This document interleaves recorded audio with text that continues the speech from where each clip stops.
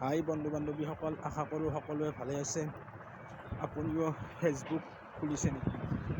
যদি ফেচবুক খুলিছে তেতিয়াহ'লে এই গোপন কাজটো বন্ধ কৰক, নহ'লে আপুনিও বিপদত পৰিব পাৰে।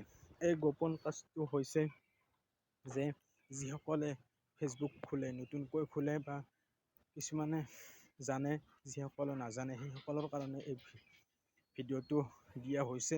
যে কিছুমান যিসকলে ফেচবুক খোলে, ফেচবুক খোলাৰ পিছত এটা কণ্টেক্ট নম্বৰ দিব লাগে, ফোন নম্বৰ। তো সেই ফোন নম্বৰটো মানে নাইকিয়া কৰিব লাগে।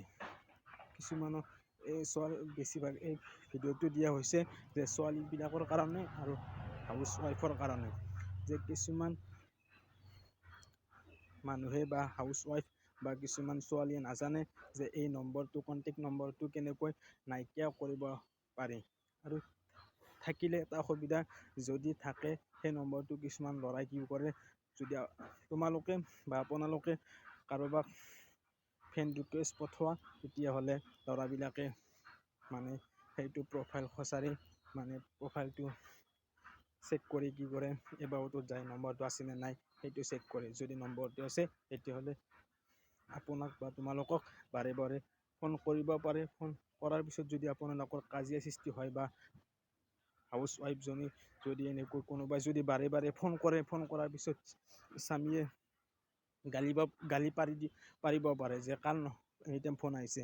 তো সেই গালিৰ পৰা বাচিবলৈ হ'লে বা সেনেকুৱা বিপদৰে পৰাই বাচিব হ'লে এই ভিডিঅ'টো স্কিপ নকৰাকৈ শেষলৈ চাব। যে সেই নম্বৰটো, ফোন নম্বৰটো, ফেচবুকত যিটো নম্বৰ দিয়া হয় সেই নম্বৰটো নাইকিয়া কৰিবলৈ হ'লে আমি প্ৰথমে যাব লাগিব, ফেচবুক অ'পেন কৰিব লাগিব। তো ফেচবুকটো অ'পেন কৰিব লাগিব। প্ৰথমে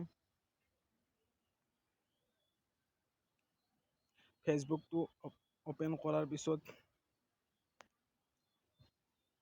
প্ৰফাইলত ক্লিক কৰিব লাগিব। প্ৰফাইলত ক্লিক কৰিব, এইটো মই অকলশৰীয়া, এইটো প্ৰফাইল হয়। এই প্ৰফাইলত ক্লিক কৰিব লাগিব।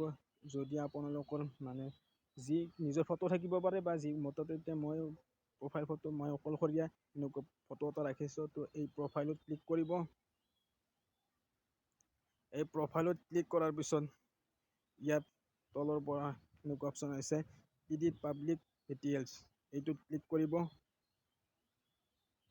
এইটোত ক্লিক কৰাৰ পিছত তলত আহিছে এডিট ইয়ৰ এবাউট ইনফো, এইটোত ক্লিক কৰিব। তলতটো ওপৰৰ পৰাই আহি তলত যিটো আছে একদম লাষ্ট, এইটোত ক্লিক কৰিব। এইটোত ক্লিক কৰাৰ পিছত ইয়াত বহুতকেইটা অপশ্যন আহিছে।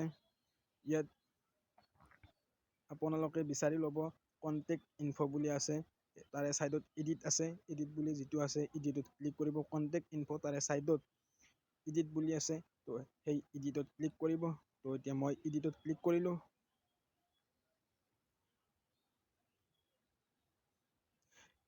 এডিটত ক্লিক কৰাৰ পিছত তলত ওপৰত এনেকুৱাকৈ দেখা গৈছে মেনেজ কণ্টেক্ট ইনফো। তো এইটোত যদি আপোনালোকে ক্লিক কৰে তো নাম্বাৰটো দেখা পাব, নিজৰ নাম্বাৰটো, এইটো মোৰ নম্বৰ হয়। তো মই এতিয়া বেক আহিম।